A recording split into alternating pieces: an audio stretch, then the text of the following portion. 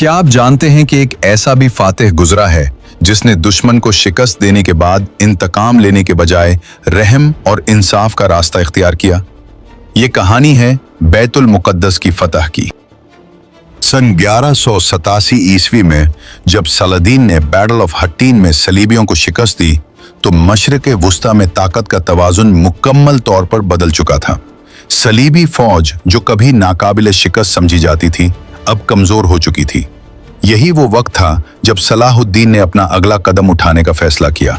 इसका हदफ था जेरूसलेम। ये शहर सिर्फ एक शहर नहीं था बल्कि 3 मज़ाहिब के लिए मुक़द्दस मकाम था और इसी वजह से इसकी अहमियत बेहद ज्यादा थी। जंगे हत्तीन के बाद सलाहुद्दीन ने तेजी से करीबी इलाकों पर कब्जा करना शुरू किया। एक एक करके अहम किले और शहर उसके कंट्रोल में आते गए। सलीबियों के पास अब ज्यादा मुजाहिमत की ताकत बाकी नहीं रही थी। आखिरकार सलाहुद्दीन की फौज बैतुल मुक़द्दस के दरवाजों तक पहुंच गई। शहर के अंदर खौफ और बेचैनी फैल चुकी थी। लोग जानते थे कि अब फैसला कुन वक्त आ चुका है, लेकिन उनके जहन में एक और खौफ भी था। वो 1099 का वाक़या याद कर रहे थे जब सलीबी फौजों ने शहर पर कब्जा करके हजारों मुसलमानों को कत्ल कर दिया था। उन्हें डर था कि शायद अब वही सब कुछ उनके साथ भी होगा, लेकिन वो नहीं जानते थे कि इस बार सामने एक मुख्तलिफ फातिह खड़ा है। सलाहुद्दीन ने शहर का मुहासरा शुरू किया। चंद दिनों तक लड़ाई जारी रही, लेकिन सलीबी फौज ज्यादा देर तक मुकाबला न कर सकी। आखिरकार उन्होंने मुज़ाकरात का रास्ता इख्तियार किया।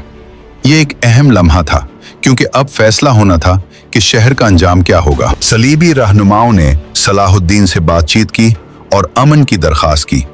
ये वो लम्हा था जहां एक फातिह चाहता तो इंतकाम ले सकता था, लेकिन सलाहुद्दीन ने एक मुख्तलिफ रास्ता चुना।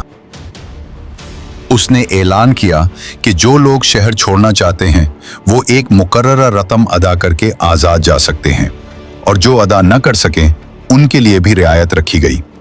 ये फैसला इस वक्त के लिहाज से इंतहाई गैर मामूली था क्योंकि आमतौर पर जंग के बाद फातिह शहर को तबाह कर देते थे। जब मुसलमान फौज शहर में दाखिल हुई तो कोई कत्ल गारत नहीं हुई, ना ही आम लोगों को नुकसान पहुंचाया गया। ये मंजर 1099 के वाक़े से बिल्कुल मुख्तलिफ था। बैतुल मुक़द्दस दोबारा मुसलमानों के कंट्रोल में आ चुका था, लेकिन इस बार ये फतह सिर्फ ताकत की नहीं बल्कि अखलाक और इंसानियत की भी थी। सलाहुद्दीन ने मुक़द्दस मकामात का एहतराम किया और मुख्तलिफ मज़ाहिब के लोगों को अपनी इबादत जारी रखने की इजाज़त दी। यही वो चीज़ थी जिसने उसे एक अजीम लीडर बनाया। ये फतह सिर्फ एक जंग का इख्तिताम नहीं थी बल्कि एक नए दौर का आगाज थी। अब जेरूसलम एक बार फिर अमन और बर्दाश्त की अलामत बन चुका था।